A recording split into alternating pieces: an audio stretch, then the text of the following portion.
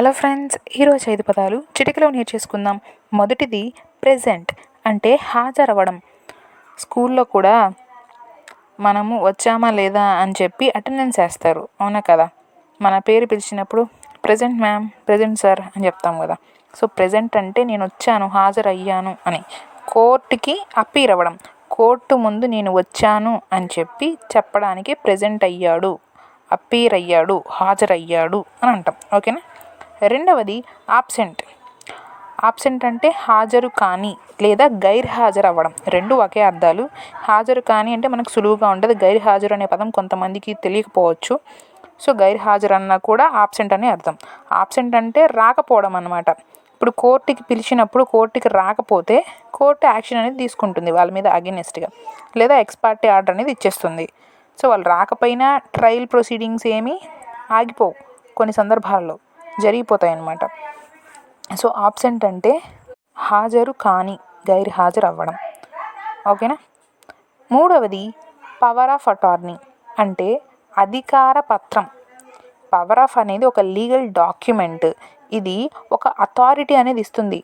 నా బదులు నువ్వు యాక్ట్ చెయ్యి, ఈ లీగల్ ప్రొసీడింగ్స్లో నా ప్లేస్లో నువ్వు ఉండు అని చెప్పడానికి అధికారికంగా ఒక పత్రం అనేది ఇస్తారు.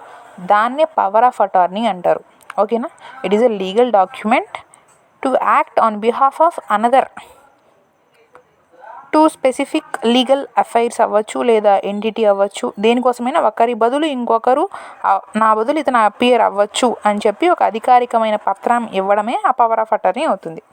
నాలుగవది రిప్రజెంటేటివ్ అంటే ప్రతినిధి లేదా ప్రత్యామ్నాయంగా వచ్చిన మనిషి. అంటే ఇప్పుడు నేను ఉన్నా, నాకేదో బాగలేదు, సో నా బదులు ఇంకెవరైనా వెళ్ళి ఇట్లా రాలేదు అని చెప్పి చెప్పచ్చు కొన్ని సందర్భాల్లో.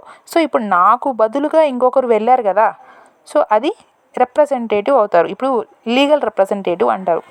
ఎందుకంటే ఇప్పుడు కోర్టులో కేసు వేసి అతను చనిపోయాడు అనుకోండి, ఆ చనిపోయినందుకని మొత్తం సూట్ డిస్మిస్ అయిపోతుందంటే అవ్వదు. వాళ్ళ లీగల్ హెయిర్స్ ఉంటారు కదా, వాళ్ళ వారసత్వంగా ఉన్న వాళ్ళు వచ్చి ఆయన బదులు వీళ్ళు అపియర్ అవుతారనమాట. కేసు అనేది ఎండ్ అవ్వదు కొన్ని సందర్భాల్లో. ఓకేనా.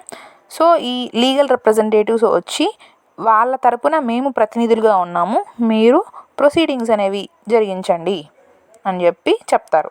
సో రిప్రజెంటేటివ్ అంటే ప్రతినిధి. ఐదవది ఏజెంట్ అంటే ప్రతినిధి. ఏమైనా వ్యవహారాలను చూసుకోవడానికి నా తరపున ఇతను అని చెప్పి నియమించుకుంటారనమాట ఏజెంట్గా. కొన్ని కాంట్రాక్ట్స్లో మనకు కనిపిస్తారు ఈ ఏజెంట్లు బాగా. సో అన్నిట్లో వీళ్ళే ఉండాలంటే, ఓనర్సే ఉండాలంటే కుదరదు కదా, ప్రిన్సిపల్ ఉండాలంటే కుదరదు కదా. సో నాకు బదులుగా ఈ ఏజెంట్ని అపాయింట్ చేసుకొని నువ్వు చూసుకో, నా బిజినెస్ ఏదైతే ఉందో నువ్వు చూసుకో, నువ్వు వచ్చి నాకు చెప్పు ఎక్కడ డెవలప్మెంట్ ఉంది, ఎక్కడ ఎంత ప్రాఫిట్ వచ్చిందో నువ్వు చెప్పు నాకు అని చెప్పి ప్రిన్సిపల్ ఏజెంట్ని అపాయింట్ చేసుకుంటాడు. సో ఏజెంట్ ఇప్పుడు ఎలా యాక్ట్ చేస్తాడంటే ప్రిన్సిపల్ లాగే యాక్ట్ చేస్తాడు. ఇతనిదే బిజినెస్ అయినట్టు ఇతను ఈ ప్రొసీడింగ్స్, కాంట్రాక్ట్స్లన్నీ చూసుకుంటాడు అనమాట. ఓకేనా. ఏజెంట్. ఇవి ఇవాల్టి 5 పదాలు. మీకు నచ్చినట్లయితే లైక్ కొట్టి షేర్ చేసి సబ్స్క్రైబ్ చేసుకోండి. మరో వీడియోతో మళ్ళీ కలుస్తాను. బాయ్.